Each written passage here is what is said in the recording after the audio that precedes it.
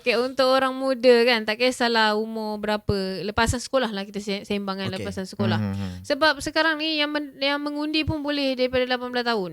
Jadi kita jangan rasa kita tak penting tau. Kita punya suara sekarang dah penting. Jadi ke mana kita nak salurkan suara kita tu? Takkan kita nak buat senyap je, sedangkan suara kita boleh bawa perubahan. Macam mana nak bawa perubahan? Kita kena join. Kita kena join persatuan-persatuan, kita kena join badan-badan ni. Tak kisahlah apa kita punya kepercayaan dalam bidang politik tu, kita sokong belah mana. Selagi boleh kita ketengahkan benda yang baik, apa salahnya? Pergilah, keluarlah, join lah. Sebab kita nak harapkan mak ayah kita yang ke depan sahaja, tak boleh juga. Jomlah kita tolong mak ayah kita, sambunglah diorang punya perjuangan ni. Kita nak berjuang, nak masuk ke medan perang bukan kita lah. Tapi inilah antara medan perang kecil orang panggil kan.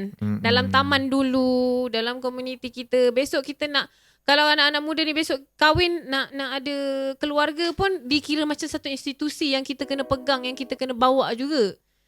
Jadi dengan benda-benda macam tu boleh latih diri kita masuk dalam komuniti. Dia akan ada hubung kait juga dengan waktu kerja kita. Kalau kita kerja dalam organisasi, kita pun akan jadi pengikut dalam organisasi. Umpama macam kita jadi AJK juga.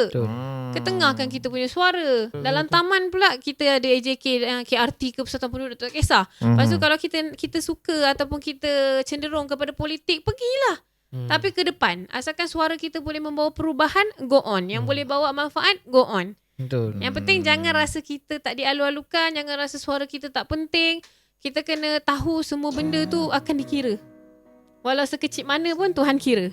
Kita dah bagi pada orang muda, kita pun nak bagilah momen kepada suaminya, penghargaan kan. Apa kau rasa macam nak bagi kata-kata kat suami, nak cakap terima kasih ke apa ke kan. Ini kita rakam ni untuk orang belakang ni abang sebab yelah kau bayangkan sebagai suami ni dia support kau.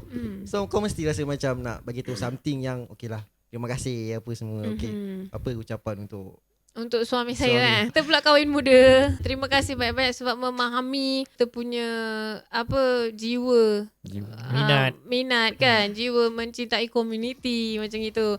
Dia bagi kita peluang tolong orang yang tak ada limit-limit lah. Tak adalah macam pakcik ni minta tolong tak boleh, makcik ni boleh, tak ada limit. Siapa-siapa je minta tolong, dia join. Ulau takut tak takut, dia datang juga tolong kan.